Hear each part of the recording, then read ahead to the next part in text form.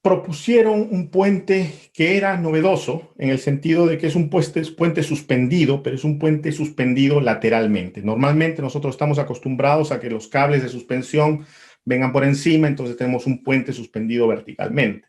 Pero en este caso, para, digamos, mejorar la estética y también cumplir con ciertas, digamos, legislaciones que requieren ciertos ángulos de visión, etcétera, y tener un puente más esbelto en la dirección vertical, entonces propusieron y construyeron un puente que tiene el sistema de suspensión en la parte lateral.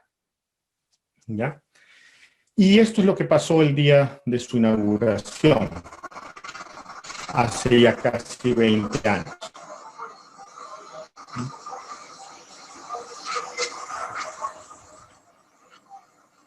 Observe cómo va, cómo se mueve lateralmente el puente.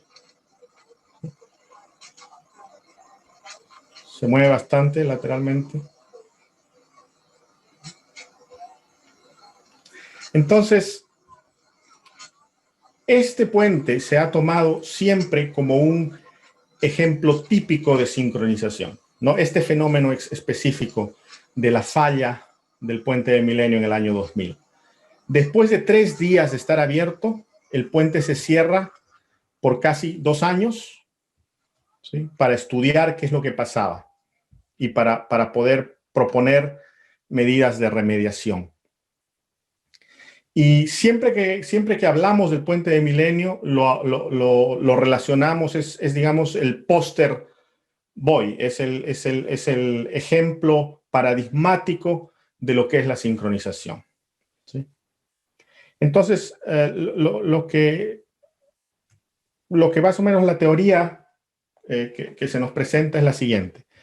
Las personas que caminan sobre el puente perciben un poco esta flexibilidad lateral y entonces adecúan sus pasos a esta, digamos, esta forma de moverse del puente. Entonces, lo que vamos a tener es que no solamente eso, sino van abriendo un poco las piernas para mantener su estabilidad, entonces van aplicando más fuerza, ¿sí?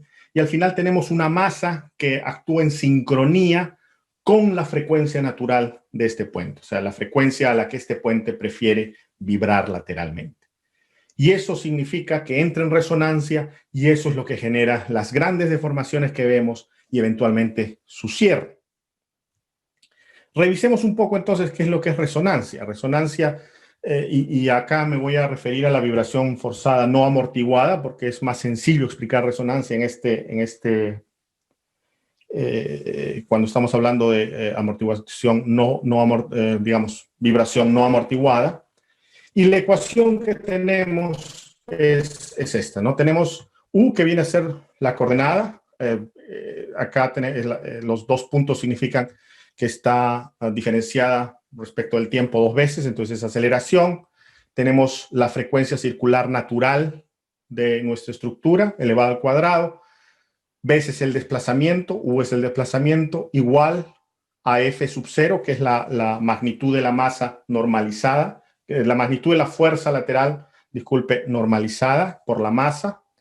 Y tenemos una función de coseno, ¿no? Que básicamente nos indica que la fuerza que actúa sobre nuestra estructura es cosinusoidal y tiene una frecuencia omega sub n, que viene a ser la frecuencia natural de nuestra estructura. Estas 2 frecuencias acá son la misma y eso configura el fenómeno de resonancia, ¿no? Entonces, cuando tengo una fuerza que se aplica de una manera armónica, que tiene esta componente armónica que es exactamente igual a la frecuencia de nuestra edificación o de nuestra estructura, y en este caso el puente. Entonces, si usted resuelve esta ecuación para condiciones iniciales de 0, un desplazamiento inicial de 0, una velocidad de 0, lo que usted encuentra como solución es esto. Su respuesta en el tiempo va a estar en función de esta magnitud normalizada, de la magnitud de la fuerza normalizada F sub 0, dividida entre 2 veces la frecuencia omega sub n, multiplicada por t, que es la variable de tiempo, multiplicada por una función sinusoidal, en este caso, que también tiene el mismo periodo de vibración, ¿no? O la misma frecuencia omega sub n. Y lo que usted nota inmediatamente es que lo que esto describe es básicamente una sinusoide, una función sinusoidal, que tiene una amplitud que depende del tiempo. Entonces, lo que va a suceder es que como tiene una amplitud que está directamente proporcional al tiempo, conforme más tiempo pase, la amplitud va a comenzar a crecer y esto es lo que me ocasiona la resonancia. Entonces, lo que me ocasiona la falla al final de cuentas, ¿no? Tenemos un desplazamiento en función del tiempo que comienza a crecer de una manera muy, muy alarmante hasta que o para por algún motivo, ¿no? Tenemos un stopper, tenemos algo en el sistema que lo hace parar, o para porque se trae abajo la estructura. En el caso de que tengamos amortiguamiento, usted se acordará que la solución básicamente se compone de dos componentes, la solución transitoria o la parte transitoria y la parte steady state, ¿sí?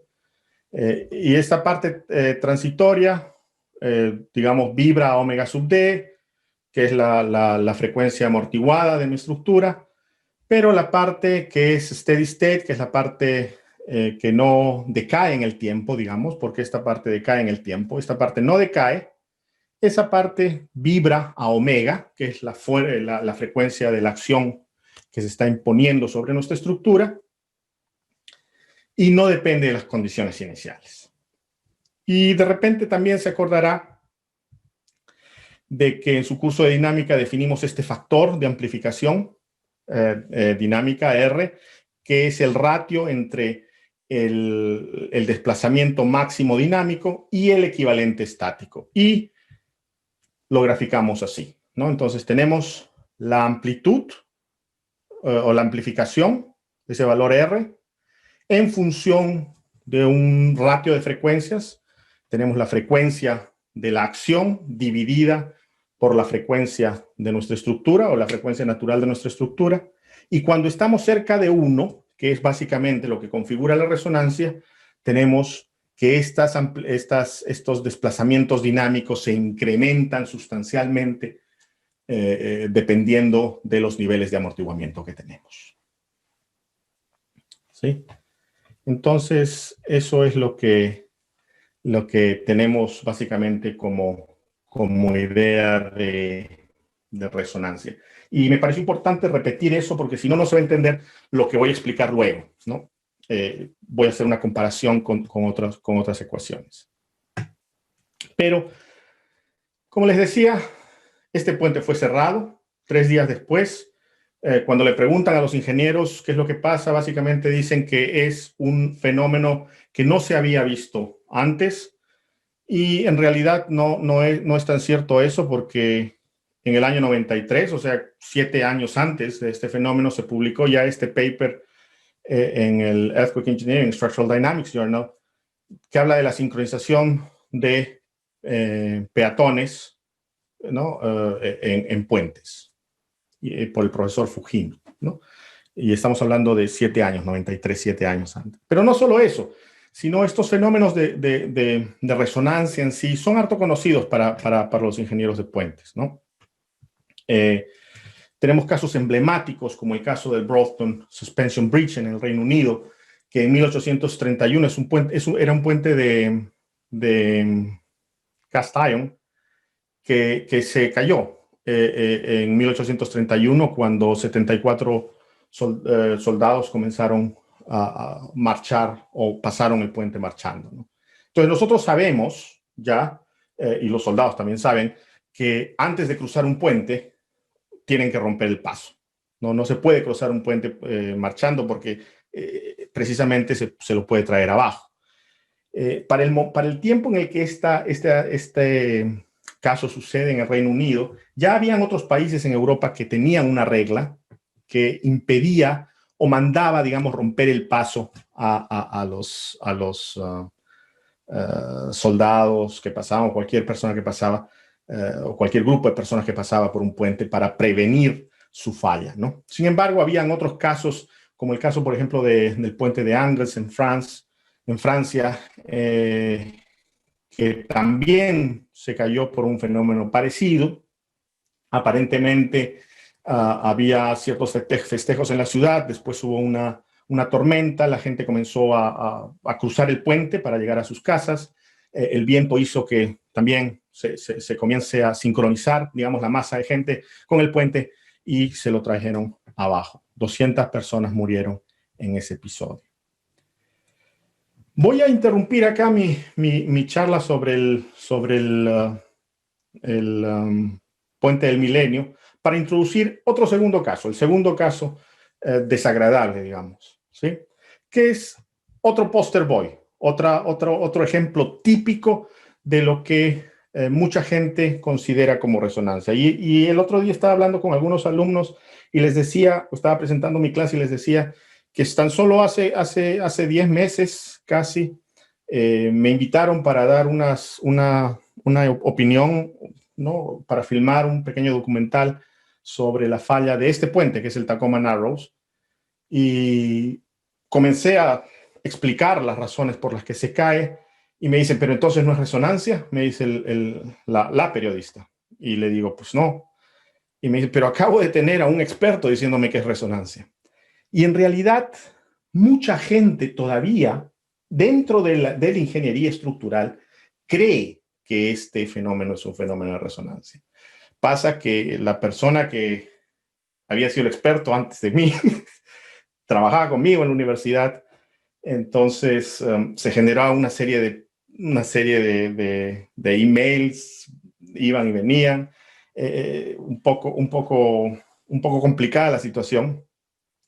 Y al final lo que decidieron los de Discovery Channel fue presentarme como un bicho raro, ¿no? O sea, cortaron muchas partes de lo que hablé, como todos los periodistas hacen, y al final terminaron presentando como la teoría alternativa, ¿no? Como esos que piensan que, digamos, la evolución no existe, no es cierta, y en realidad, para los ingenieros de puentes o los ingenieros aerodinámicos, digamos, de estructuras aéreas, este tipo de fenómenos es harto conocido, está en los libros de dinámica, ¿no? En los más recientes.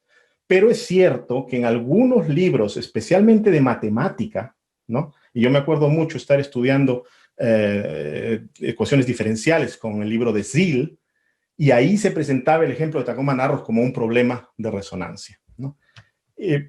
Los que no sepan a qué me estoy refiriendo con el Tacoma Narrows, es este puente que colapsa en 1941 en el Reino Unido, en Estados Unidos. Es un puente que cruza el Narrows del Tacoma. Para su diseño, digamos, el diseño de este puente fue encargado primero a los ingenieros del Estado, pero luego fue modificado por Leon Musilf, que propone un diseño muchísimo más barato, ¿no? Y en su época era el tercer puente más largo del mundo. No era el más largo, pero estaba entre los más largos. Y durante su ejecución ya se comenzaron a sentir ciertas vibraciones verticales, que en este caso que eran muy importantes, y luego cuando terminó de construirse se vieron estas vibraciones torsionales, ¿no? Entonces, durante la construcción ya había problemas, se le puso unas girders, ¿sí? Para rigidizarlo un poco más. Y algunos todavía creen que eso causó los problemas subsecuentes. Y usted ve la deformación dramática de este puente en este modo torsional, que es muy, muy, muy impresionante, la verdad. Después ve, por ejemplo, acá es interesante ver que los árboles que usted está viendo ahí no se mueven demasiado, ¿no? O sea, los vientos para lo que este puente fue diseñado, en realidad alcanzaban velocidades 3 o 4 veces mayores a los vientos que se lo trajeron abajo, ¿sí? Estamos hablando de una diferencia importante, ¿no? Los vientos en realidad que ocasionaron este fenómeno no eran vientos muy, muy fuertes. Y luego el puente se viene abajo.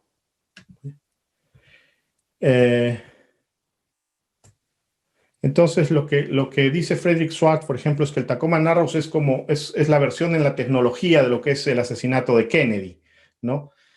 Existen estos videos en blanco y negro, ¿no? que es altamente analizado, frame por frame, ¿no? Y también existen estos pedantes, estos locos que creen que ellos son los únicos que saben la historia real y son. Henry Petrowski, que estudia bastantes fallas en ingeniería, lo cataloga como una de las fallas más infames de los puentes en Estados Unidos, ¿no? Fue completado en el 40, como les decía, fue el tercero más largo, pero solamente estuvo en pie por 4 meses. Lo bueno es que no solamente tenemos estos videos, que son el elemento documental importante, sino también mediciones de velocidades de viento, etcétera, ¿no? Fue un puente estudiado especialmente por un ingeniero de la Universidad de Washington, que después lo vamos a mencionar. Este puente fue diseñado de acuerdo a el estado del arte en los años 30, ¿no? Habían otros puentes que han sido diseñados exactamente con los mismos principios, ¿sí? Sin embargo, era un poquito más esbelto de lo normal. Entonces, nosotros como ingenieros, cuando tomamos pasos hacia adelante, cuando vamos innovando, innovamos en pasos muy pequeños, porque somos conscientes de que estas extrapolaciones pueden causarnos mucho problema, ¿no? Entonces, era un poquito más esbelto en sección que los otros puentes. Cuando le preguntan a León Moisseiff, que era el diseñador, por qué cree que falló este puente, él nunca supo decir por qué, pero muy importantemente, León Moisseiff nunca fue acusado de mala práctica. Todos los ingenieros que revisaron sus cálculos estuvieron de acuerdo que él aplicó de la mejor manera los conocimientos ingenieriles de la época. Entonces, cuando le preguntan al ingeniero constructor, él dice, estas vigas que pusieron hicieron que, digamos, se rigidice un poco el puente y eso hizo que vibre de esta manera, ¿no? Pero en realidad es una explicación muy poco convincente. No explica en realidad nada, está describiendo cómo se movió, pero en realidad no llega a explicar nada. Y nunca se tomó en serio. La Agencia de Trabajos Federal encargó a un comité conformado por Ammann, Woodruff y Teodoro von Karman el análisis de la falla de este puente. Entonces, Ammann es el diseñador del puente George Washington, Woodruff el diseñador del puente de San Francisco y von Karman, uno de los más importantes físicos de la época, ¿no? Que trabajaba en el Caltech, un académico. Ahora, todos los que hablan de von Karman siempre se refieren a su particular manera de ser, ¿no? Era una persona era genial, pero era una persona bastante difícil de tratar. Y siempre todo lo llamaba de acuerdo a su nombre, ¿no? Decía, él estudiaba las estrellas, eran las estrellas de von Karman, estudiaba los flujos, era el flujo de von Karman, siempre trataba de poner su nombre ahí. Y se originó cierto conflicto con los otros integrantes de este comité que decían porque von Karman estaba muy seguro de que lo que había traído abajo este puente Tacoma eran los vórtices de Karman. Los dos ingenieros, Ammann y Woodruff, no consideraron esto como una explicación razonable del hecho y al final del reporte no se concluye en realidad cuál fue la causa de esta caída. Pero es cierto que estos vórtices que se generan, pueden en ciertas ocasiones ocasionar este fenómeno de la resonancia, porque estos vórtices que se generan, los denominados vórtices de Karman, tienen cierta frecuencia. Y si esta frecuencia coincide con la frecuencia de nuestra estructura, entonces estamos frente a un caso de resonancia, ¿no? De sincronía entre la frecuencia de la acción externa y la frecuencia de nuestra estructura. Sin embargo, es fácil calcular la frecuencia de estos vórtices en base a la velocidad del viento, y los cálculos indican un mismatch muy importante, ¿no es cierto? La oscilación ocurrió a 0.2 Hz más o menos. Eso también se observa en el video y se puede medir en sitio. Y los cálculos de los vórtices más o menos indican una oscilación alrededor de 1 Hz. Entonces están muy, muy distanciados. Entonces, ¿qué es lo que causó el colapso de este puente? Mal diseño. Nunca la comunidad ingenieril le atribuyó un problema de diseño malo a León Mousif. Resonancia, pero ¿resonancia con qué?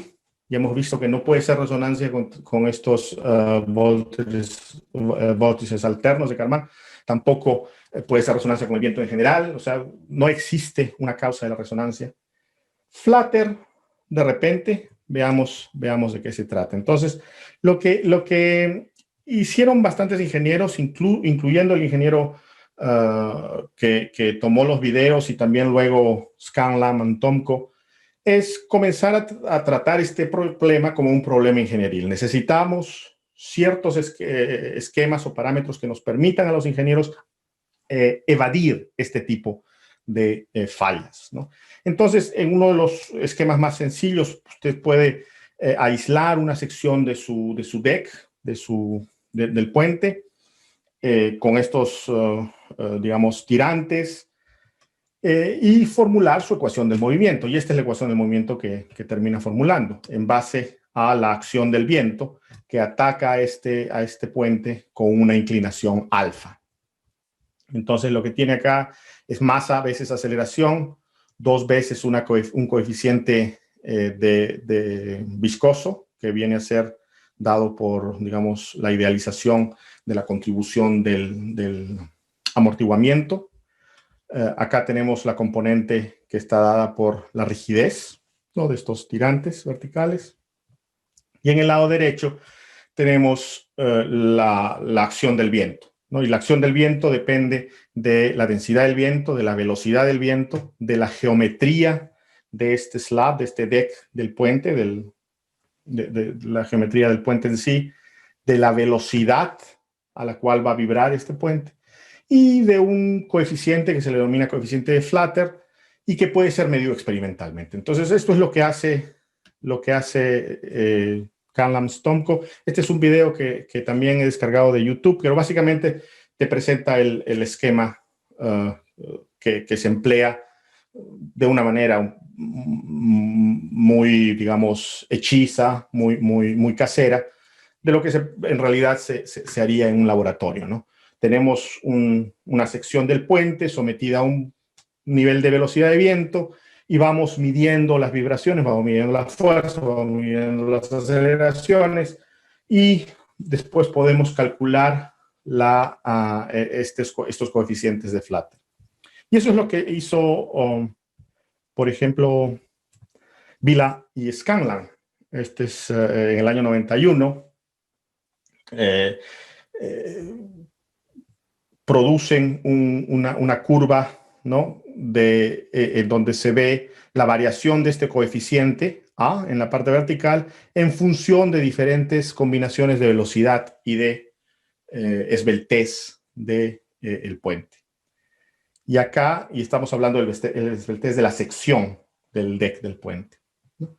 Y acá usted observa que existe una región en la que estos coeficientes se vuelven negativos. Entonces, ¿qué pasa si esto se me vuelve negativo? Acá tengo un positivo que depende de la velocidad. Lo que depende de la velocidad, ya entiendo por mis ecuaciones de dinámica que, digamos, lo puedo llamar amortiguamiento, porque es básicamente una idealización del amortiguamiento viscoso que depende de la velocidad.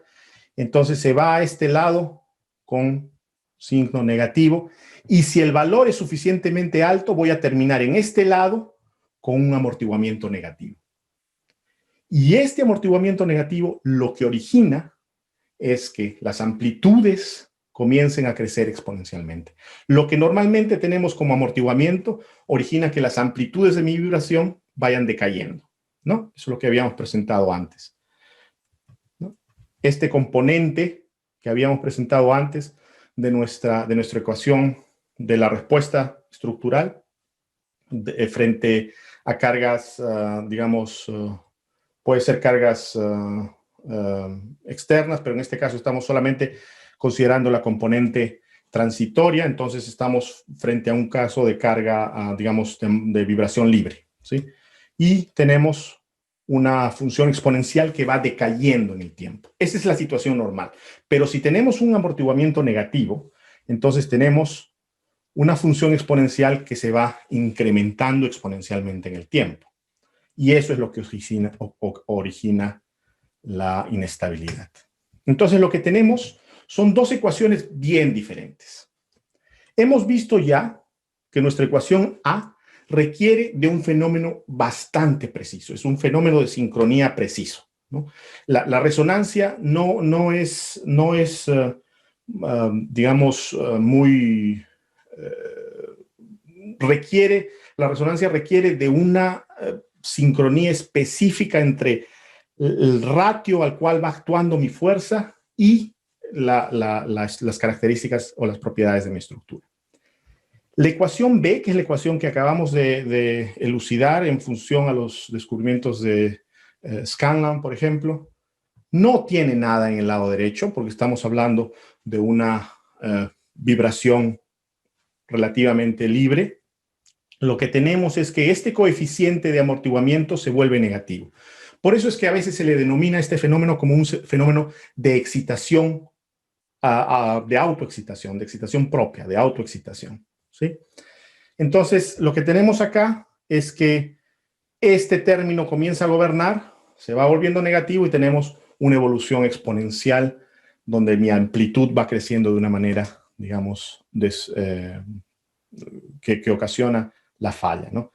Entonces, en realidad esto es lo que ya propuso Scanlon y Tomko en el año 71. Este es un paper que aparece en el journal de la ASCE, de la Sociedad Americana de Ingenieros Civiles, ¿sí? Engineering Mechanics, en donde Scanlon y Tomko presentan los resultados de sus modelos experimentales. Eso es lo que hace un ingeniero. Un ingeniero no solamente propone modelos mecánicos, sino después va y verifica esos modelos mecánicos en base a experimentos. Luego tenemos otros papers que van apareciendo, estos ya en journals matemáticos. Usted verá que estamos hablando del The American Mathematical Monthly Journal, por ejemplo, o del Nonlinear Analysis Journal, en donde McKenna va mejorando esos modelos, y muy recientemente también el profesor Gazzola en el Politécnico de Milano tiene una línea de investigación que está muy avanzada y es muy interesante en base a, o dedicada, digamos, a explorar estos problemas de la inestabilidad de puentes. Ellos ya tienen un modelo muchísimo más complicado en función a intercambios energéticos. Una de las preguntas que tienen que responder es por qué estas vibraciones que iniciaron como verticales después se volvieron torsionales, y eso se explica con una matemática muchísimo más avanzada. Pero ya están tomando, digamos, los problemas que fueron relativamente resueltos para el ingeniero en los 70s, 80s, para, digamos, investigarlos de una manera un poquito más curiosa, a ver qué es lo que está pasando, ¿no? Entonces, se puede decir, en cierto modo, que para el ingeniero, nosotros como ingenieros hemos resuelto de alguna manera el problema, pero sin realmente comprenderlo del todo. Nuestro modelo de amortiguamiento negativo funciona y nos ha servido para, a partir de ahí, comenzar a diseñar puentes que ya no observan este fenómeno. Pero, sin embargo, digamos, todavía existen muchísimas cosas que se pueden aprender al respecto. Y esto más o menos va a terminar coincidiendo con el auge de lo que se va denominando como las ciencias aplicadas, ¿no? En los principios del siglo XX, en Estados Unidos se comienza a tratar a la ingeniería como una ciencia aplicada. Y el objetivo que tenían era un objetivo bastante pragmático, como son los americanos, ¿no? Era un objetivo de financiamiento, ¿no? O sea, y también de alejarse un poco de las artes manuales, distinguirse de las artes manuales, apegarse un poco más a las ciencias y decir que, bueno, pues somos científicos aplicados o aplicamos la ciencia, ¿no? Pero eso viene después, con el tiempo, de desarrollarse un poco de un hándicap, un aspecto problemático de nuestra profesión, porque ustedes notarán que los científicos, en realidad, hace ya bastante tiempo han perdido el interés por resolver problemas de mecánica estructural, ¿no? La mayor parte de desarrollos de mecánica estructural ahora se encuentran en departamentos de ingeniería en las universidades. Quizás una de las últimas áreas en donde los científicos todavía tenían hasta hace poco un poco más de interés es en la mecánica de fluidos, pero ahora nuevamente la mecánica de fluidos casi siempre, digamos, está más estudiada en los departamentos de ingeniería. Pero sin embargo, y eso es lo que sucedió, en 1940 no teníamos una teoría que nos dijera qué es lo que estaba pasando con el Tacoma Narrows. Y no la teníamos porque los científicos no la habían desarrollado y tampoco la desarrollaron, no les interesaba desarrollarlo. Nosotros como ingenieros necesitábamos desarrollar esa teoría y es por eso que yo, digamos, no soy el proponiente de esto, pero digamos, estoy muy de acuerdo en que existe esto que se llama las ciencias de la ingeniería. Es ese conjunto de conocimientos que nosotros necesitamos como ingenieros para hacer nuestra labor y que es diferente al tipo de conocimientos que los científicos, digamos, desarrollan o necesitan. Entonces, para regresar a Henry Petroski, acá dice, la ingeniería moderna, digamos, se basa en las matemáticas y las cimentaciones científicas, y por eso es que nuestros programas tienen 2 años, bueno, los programas que se desarrollan bien tienen 2 años en donde tenemos bastante énfasis en las matemáticas y las ciencias. Pero en el caso del Tacoma Narrows, por ejemplo, las matemáticas y la física estaban claramente detrás de la ingeniería, para lo que son prerequisitos, ¿no? Entonces, regresemos al puente del milenio, a ver si tengo tiempo. Si no me interrumpen, no hay problema, pero voy a tratar de terminar muy pronto esto con el caso del puente del milenio. Habíamos dicho que el puente del milenio también se presenta como un caso típico de sincronía, y en este caso es un puente novedoso, es un puente que nunca antes se había hecho, que tiene esta suspensión lateral.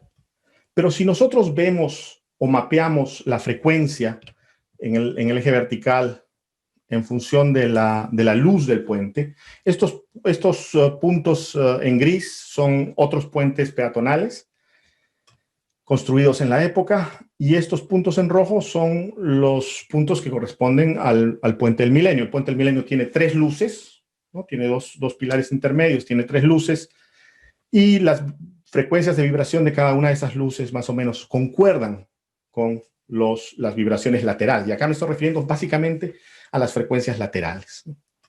Y existe un fenómeno que es importante y que estas teorías de sincronización no llegan a explicar. Y es el siguiente. Si tenemos medición de aceleraciones, porque durante esos 2 años que permaneció cerrado el puente se instrumentó y se comenzó a estudiar, se hizo pasar multitud de personas y se comenzó a investigar qué es lo que pasaba con el puente. Entonces, este gráfico es básicamente una recolección de datos, ¿sí?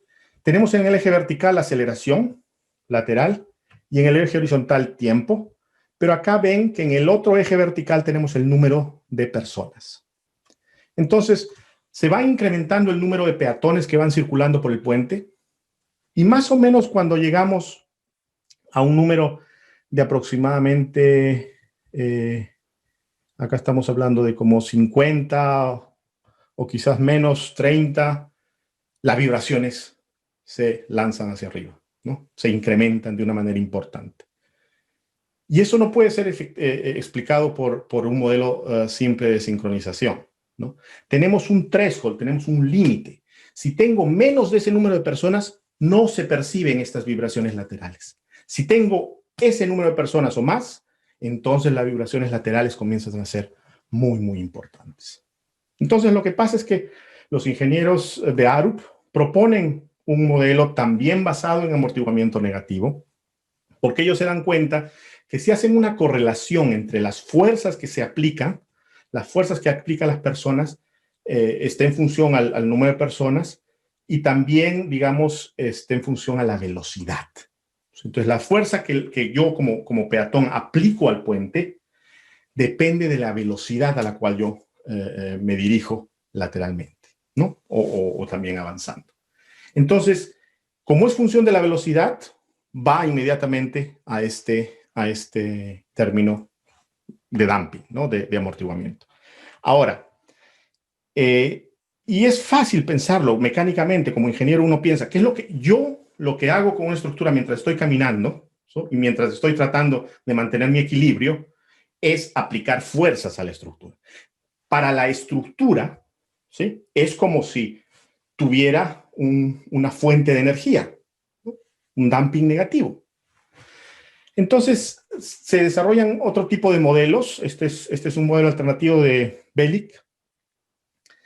Y acá lo que tenemos son modelos de peatones, como básicamente péndulos invertidos, con una serie de suposiciones y reglas que no voy a detallar acá, pero tenemos la amplitud de vibraciones del puente en función del número de caminantes. Y aquí usted ve que esto inmediatamente replica lo que pasa en el puente del Milenio. Existe un número límite a partir del cual comienzo a generar vibraciones laterales y antes de eso no genero vibraciones laterales. Y este modelo también se basa en estas suposiciones de que el peatón aplica cierta energía a nuestro puente, ¿no? No solo eso, sino también en este gráfico lateral de la derecha, usted ve el ángulo de fase, o sea, básicamente la sincronización. Si la fase es 0, entonces estoy en asincronización absoluta, ¿ya? Si la fase tiene 0.4, entonces más o menos cada peatón hace lo que más o menos quiere, no están sincronizados. Y usted se fija en los videos, las cabezas están sincronizadas, pero nosotros no somos un sistema de un solo grado de libertad. En realidad, muchas veces nosotros movemos la cabeza de una manera desincronizada con nuestro centro de gravedad inferior, ¿no? Entonces, lo que se ve en el video es que un 20-30% de las personas sincronizan su cabeza, pero los pies no. Y estamos hablando solo de 20 o 30%, ¿eh? Entonces, lo que sucede es que usted puede ver en estos modelos de Belic cómo evoluciona esta fase, ¿ya? En función al número de personas, nuevamente, en el eje horizontal. Y en ese threshold, luego de ese threshold, la fase va decreciendo, pero no se vuelve 0. No solo eso, sino nos demuestra este modelo que la sincronización, si es que se da como resultado de la fuerza o el movimiento del puente, ¿no? Entonces, primero viene el movimiento del puente y luego la gente comienza a sincronizar, pero no antes. Entonces, no es la causa, ¿ya? Pero sea como sea, los ingenieros de Arup implementaron un sistema de refacción, incluyendo unos amortiguadores viscosos en la parte inferior del deck del puente, también algunos en la parte cercana a los pilares. También implementaron algunos tune mass damper, amortiguadores de masa sincronizada para el movimiento vertical. No porque lo necesitaran, sino porque estaban asustados y creyeron que también deberían prevenir si es que se originara algún problema ahí, ¿no? Pero básicamente lo que ellos hacen, ¿no?, es proveer de un amortiguamiento positivo. ¿Para qué? Para que este término de mi ecuación nunca llegue a ser negativo, ¿sí? Entonces, me aseguro de que nunca voy a tener este caso de un amortiguamiento negativo. Entonces, como les decía, la gran tragedia de la ciencia es el asesinato de una hipótesis hermosa. Los fenómenos de sincronía son hermosos, a los matemáticos les encanta. El amortiguamiento negativo un poco que les desagrada porque es un poco más, digamos, empolvado, ¿no? Uno va, hace experimentos, mide, etcétera, reacciona como un ingeniero, ¿no? Entonces, básicamente, como reflexiones finales, yo diría que la ingeniería no es una ciencia aplicada, Existe un tipo de conocimiento propio de las ciencias de la ingeniería que las ciencias formales no nos proveen. Hace tiempo, como les decía, los científicos dejaron ya de estar interesados en las áreas fundamentales de la ingeniería, como la mecánica estructural, etc. Un curso típico, ¿no?, de ingeniería incluye estos 2 años de matemáticas y física seguidos de otros 2 o 3 años de especialización. Usualmente muchos de los alumnos dicen, oh, pero ¿para qué? Esto no lo necesito, y quizás estén en lo correcto, ¿no? Los últimos años en los cursos que están bien diseñados, digamos, inducen al alumno a un desarrollo de la expertise en áreas más especializadas de una manera más profunda. Pero como les decía, esto causa cierta angustia en aquellos estudiantes que no están en el cuarto superior, ¿no? Este conocimiento del que les hablaba, este conocimiento de las ciencias de la ingeniería, es diferente al conocimiento que necesita el ingeniero para la vida práctica. Y eso tenemos que aceptarlo como académicos. Yo soy un académico. No todos debemos desarrollar ciencias de la ingeniería, pero todos debemos conocer un poco de esto, ¿no? Mirándolo desde afuera, digamos, desde mi posición, parece que la industria requiere un gran número de ingenieros inteligentes y talentosos, ¿no? Pero no necesariamente ingenieros muy bien versados en las ciencias de la ingeniería. Entonces, me parece que a veces estos esfuerzos de inculcar, ¿no?, terminan siendo, de inculcar estos conocimientos de ciencias de la ingeniería, terminan siendo una pérdida de tiempo, ¿no? Y los dejo con un poco estos pensamientos controversiales. Y termino con esta frase de Henry Petroski que dice: la máquina de vapor se desarrolló antes que la termodinámica. Ya habían máquinas voladoras antes que se desarrolle la teoría de la aerodinámica. La ciencia se ha inventado para explicar los logros de los ingenieros y analizar nuestros defectos. Gracias. Muy bien, Cristian, muchas gracias por tu excelente disertación. De verdad que ha sido una charla muy completa, muy extensa sobre todo, y también con mucha ciencia, ¿no? Y estos 2 casos que fueron muy curiosos, ¿no? El Tacoma Narrows, el Puente Millennium, que sin necesidad de estar sometido a las cargas de diseño, pues sufrieron consecuencias increíbles, ¿no? Fenómeno de la sincronización, como bien has comentado. Muy bien, entonces en esta última parte podemos tomarnos unos breves minutos para absolver algunas preguntas. Si es que alguien en el público desea de pronto manifestar una pregunta por audio, bastaría que levanten la mano, o en todo caso también redactar las consultas por el chat. A ver, los invito para que hagan sus preguntas, ¿sí?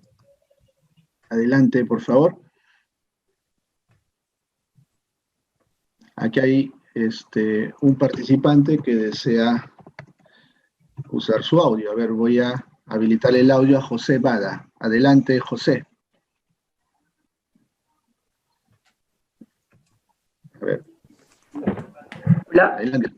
Ingeniero. Se escucha, adelante. ¿Qué tal? Buenas noches. Te escucho. Gracias. Buenas noches.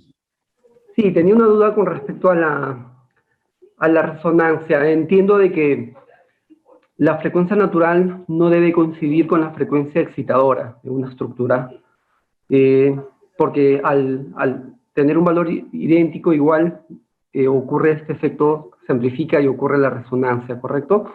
Entonces mi pregunta sería, ¿qué tanto debo alejarme? ¿Hay un ratio, hay un ancho, hay un parámetro para tener en cuenta, de tal forma que yo me tenga que alejar, de tal forma que yo diseñe una estructura cuya frecuencia natural se aleje de la frecuencia excitadora?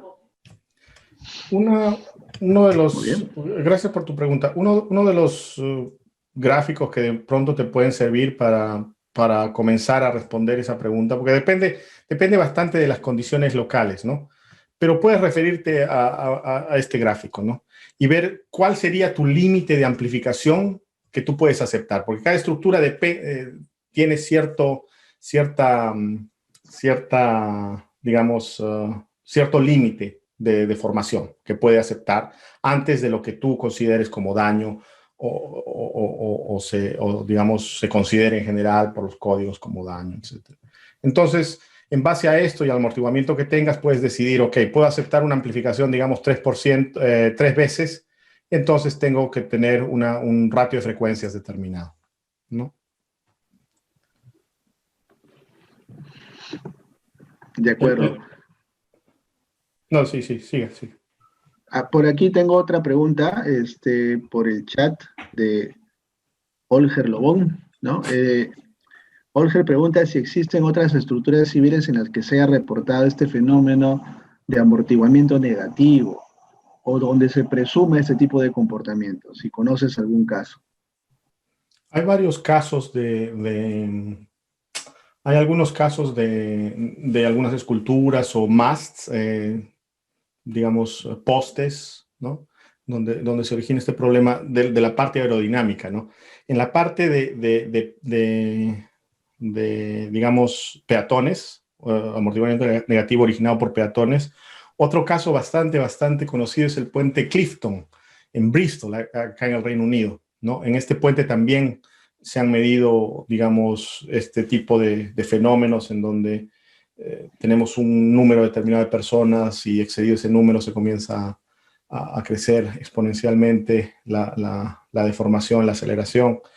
Y existen algunos otros puentes, ¿no? Este puente Clifton, por ejemplo, no es un puente que era peatonal, sino que cuando se usa como peatonal, porque en algunas ocasiones se cierra el puente para que solamente pasen peatones, entonces en esas ocasiones se ha logrado observar este tipo de problemas. Y en realidad, uno de los primeros modelos de peatones, digamos, como péndulos invertidos, considerando este tipo de fenómeno, fue propuesto por John McDonnell en la Universidad de Bristol, en referencia a ese puente, el puente Clifton, que fue un puente, es un puente histórico, es un puente bien bonito. Pero hay otros puentes peatonales que también han sufrido problemas parecidos. Básicamente era para pedirte que, bueno, nos comentes sobre otros casos de puentes. Alguien preguntó si por casualidad conocías de casos en China, si se han reportado algunos parecidos a estos casos, y si podías hacernos un resumen de la diferencia que hay entre la sincronización y la resonancia. Con eso podríamos cerrar la charla de hoy. Ya. No conozco casos específicos en China. La verdad, no se me vienen a la mente ninguno, no conozco. Respecto a la diferencia, en términos generales, cuando un matemático, digamos, se refiere a sincronización, se refiere a que la fase entre dos sistemas se vuelve cero, ¿no? O sea, básicamente tenemos una vibración, ¿no? O un fenómeno cualquiera que coincide en frecuencia exactamente con otro fenómeno. Y este puede ser muchísimo más grande, o sea, no solamente estamos hablando de fenómenos dinámicos, sino estamos hablando de sincronización. Por ejemplo, en este caso nos referíamos a la sincronización de gente, de personas que caminaban y ellos caminaban, digamos, al mismo son, ¿no? Todos estaban caminando al mismo. Eso es a lo que se refería como sincronización. Ahora, resonancia es cuando existe una relación de igualdad, digamos, es la frecuencia a la que actúa nuestra fuerza o la fuerza excitadora es exactamente la misma a la frecuencia que existe o a la que nuestra estructura prefiere vibrar o tiene cierta particularidad, es una característica especial de nuestra estructura. Entonces, para resumir, digamos, en líneas generales, la resonancia estructural o dinámica es como una instanciación, es como un ejemplo particular de sincronización entre la fuerza, ¿no? La acción y la manera en la que mi estructura está vibrando o prefiere vibrar. En líneas más generales, sincronización, en general, el fenómeno de sincronización es esta igualdad en frecuencias o en ratios, ¿no? En sones, en tiempos de vuelo, etcétera, que se da ya de una manera más general, ¿no? Entonces, es más o menos así la... Y aprovechando un poco ese comentario, te pregunto, disculpa ahí que agregue una pregunta, el caso de México, que justo me ha hecho recordar ahorita un participante, el caso del terremoto del 85, y también me parece que del año 2017, ¿verdad? Hubieron algunos edificios, me parece que entre 4 y 6 pisos, en los cuales se concentraba el daño, ¿no? Hablando un poco de la resonancia, ¿qué comentarios puedes hacer al respecto, Cristian? Ya, lo que pasa es que, claro, en el México, no sé mucho en este último caso, pero el caso histórico que, digamos, se repite bastante es el de México del 85, creo que era, ¿no? 85, sí. El terremoto de México del 85 que, digamos, entre otras cosas, hizo popular, digamos, el problema de los suelos, de la amplificación por suelos, etcétera, ¿no? Esta amplificación resulta que generaba una componente energética muy concentrada, muy fuerte, en aproximadamente 2 segundos, ¿no? 1.8 segundos, etc. Y lo que usted ve, y es algo que también presento en algunas clases de dinámica, hay algunas, tengo alguna foto por acá, si puedo compartirla, si todavía tengo tiempo, pero...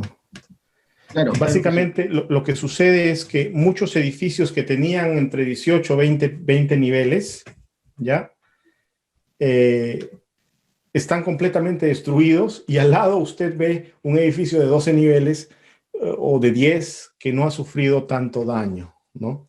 Y ese es un fenómeno, digamos, de resonancia específica, ¿no? Ahora, en este caso, la resonancia es a una componente particular de nuestro sismo, ¿no? de la frecuencia de nuestro sismo, que está en estos 2 segundos más o menos, me parece que era. Entonces, sí, ese es un caso emblemático digamos, en los que la resonancia dinámica puede generar daños fuertes, incluso en cargas tan transitorias como las cargas de un sismo, ¿no? Porque ¿y cómo normalmente uno piensa en resonancia cuando está hablando de cargas que son constantes, ¿no? Pero claro, en este sismo sí se ve bastante ese problema. Pero en el diseño, teniendo en cuenta que el sismo es aleatorio, tiene un contenido de frecuencias muy amplio, ¿no? ¿Cómo podríamos tomar en cuenta esta situación? ¿Cómo podríamos evitarlo? Lo que pasa en diseño normalmente es que, digamos, tendemos a generalizar, ¿no? Digamos, si tenemos un suelo blando, entonces pues no nos conviene poner una estructura muy flexible, ¿no? Para alejarla. Entonces tenemos una región, digamos, sabemos que la energía en un suelo blando se va a concentrar en los periodos largos. Entonces vamos a hacer que nuestra estructura no tenga esos periodos largos, vamos a proveer de estructuras más rígidas. Si tenemos un suelo rígido que va a tender a concentrar la energía en las frecuencias altas o los periodos cortos, entonces nos conviene tener estructuras un poco más flexibles para alejarlo de ahí. Entonces, más o menos así es que comenzamos a evaluar nuestros diseños en ingeniería. Sí. Excelente. Bueno, yo te agradezco infinitamente, Cristian, por dedicarnos tu tiempo para enseñarnos muchas cosas. El día de hoy hemos aprendido bastante sobre estos dos fenómenos claramente distintos, ¿no? Y tu reflexión que has hecho al final sobre lo de las ciencias y la ingeniería, ¿no? De que después de aplicarla hemos tenido que explicar los fenómenos a través de ciencia, ¿no? Una reflexión muy profunda y que de veras nos va a motivar seguramente para seguir aprendiendo, porque esto de la ingeniería es un eterno aprendizaje, ¿verdad? Entonces reitero mi agradecimiento, Cristian, comprometerte quizás para que en un futuro nos brindes otra charla en Simétrica. Aquí estamos muy gustosos de acogerte. Gracias, y yo sé que es muy tarde allá, ya estás de madrugada en Londres, así que has hecho un gran esfuerzo por estar presente aquí. Bueno, muchas gracias, Cristian. No sé si quieres cerrar con algunas últimas palabras de reflexión, de repente para nuestros seguidores o estudiantes y profesionales. No, simplemente agradecerte la invitación y si es que hay alguien interesado en seguir intercambiando conocimientos o explorar nuevas áreas de estudio, estoy contento de recibir sus emails, ¿no? Mi email es c.malaga@imperial.ac.uk, ¿no? Y estamos en contacto. Muchas gracias por todo. Listo, muchas gracias, Cristian. Buenas noches. Estamos en contacto. Buenos días por ahí. Listo, cuídate mucho. Sí.